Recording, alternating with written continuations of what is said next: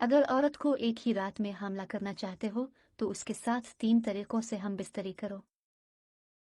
अस्सलाम वालेकुम नाजरीन, हम बिस्तरी करना हर औरत की जिस्मानी और रूहानी ज़रूरत होती है, लेकिन हम बिस्तरी से जिस्मानी और रूहानी सुकून हासिल करने के लिए सबसे ज़रूरी है कि दूसरा पार्टनर आपका मनपसंद हो। जब पार्टनर आपका मनपसंद होगा तो तभी हम बिस्तरी की असल लज़्ज़त और सुकून मिलता है। औरतें आमतौर पर लंबे कद वाले और बड़े नफस वाले मर्दों को पसंद करती है, लेकिन ऐसे मर्द औरत की ख्वाहिशात पूरी करने और बीवी को हमला करने में नाकामयाब होते हैं। इसके अलावा हमल ठहरने के लिए दुरुस्त पोजीशन में हम बिस्तरी करना भी ज़रूरी होता है।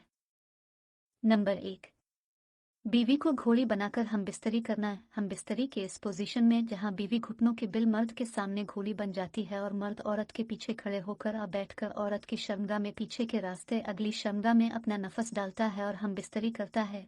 इस पोजीशन में हम बिस्तरी करने से औरत की शर्मगाह में मर्द का नफस पूरे का पूरा अंदर जाता है, जिससे मर्द और औरत दोनों को बहुत ज्यादा मजा भी आता है और मर्द फारिग होकर अपनी मनी सैयद औरत की बच्चादानी तक पहुंचा देता है और औरत एक ही रात में आसानी से हामला हो जाती है।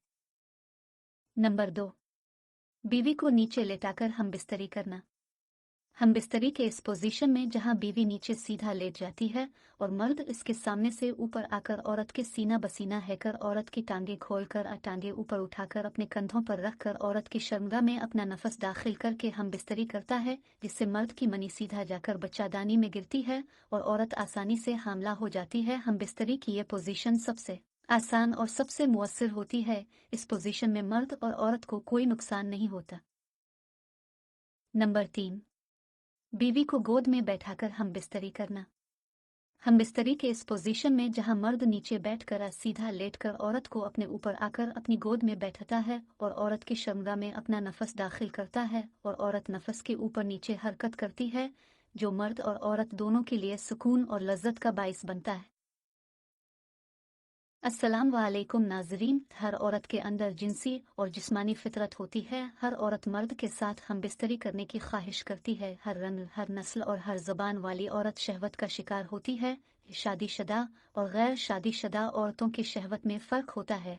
शादीशुदा औरतों में शहवत की आग ज़्यादा होती है, लेकिन उनकी आग बुझाने के लिए शौहर होता है, जबकि गैर शादीशुदा औरतों में जब शहवत आती है तो फिर वो अपनी शहवत पूरी करने के लिए गैर मर्दों की तरफ माइल होती है और उनके सामने बार बार अपनी 3 चीज़ों पर हाथ फेरती है। नंबर 1, बालों में हाथ फेरना। औरत की शहवत इस वक्त उरूज पर होती है जब वो बार बार मर्द के सामने अपने बालों पर हाथ फेरती है, क्योंकि औरत जब अपने बालों पर हाथ फेरती है उंगलियों से बालों के लच्छे बनाती है, कभी अपने बालों को खोलती है तो कभी बांधती है। औरत ये हरकतें तब करती है जब औरत मर्द के साथ हम बिस्तरी करना चाहती है और मर्द का बिस्तर गर्म करना चाहती है या फिर मर्द को अपने जाल में फंसाना चाहती है। अगर औरत मर्द के सामने अपने बालों के साथ खेले तो मर्द को समझ जाना चाहिए कि औरत की शहवत उरूज पर है। नंबर 2, छाती पर हाथ फेरना। औरत की शहवत इस वक्त उरूज पर होती है जब वो बार बार अपनी छाती पर हाथ फेरती है। जब औरत मर्द को देखकर अपना दोपट्टा उतार लेती है और तन बुरीजर पहनकर अपनी छातियों की नुमाइश करती है और कभी कभी तो अपनी छातियों को गीला करके मर्द की सामने आ जाती है, ऐसी औरत बार बार मर्द के सामने झुकती है ताकि उसकी छाती मर्द को नजर आ सके। औरत ये हरकतें तब करती है जब उसको मर्द के जिस्म की भूख लगती है, इसको मर्द के साथ सोने की ख्वाहिश होती है और गैर मर्द से अपने जिस्म की गर्मी मिटाने के लिए शर्म की सारी हद में पार कर लेती है। नंबर 3, शर्मगाह पे हाथ फेरना। औरत की शहवत इस वक्त उरूज पर होती है जब वो बार बार अपनी शर्मगाह पर हाथ फेरती है। जब औरत को कोई मर्द पसंद आ जाता है, चाहे वो औरत शादीशुदा हो या गैर शादीशुदा, वो इस मर्द के जिस्म की तरफ जरूर माइल होती है।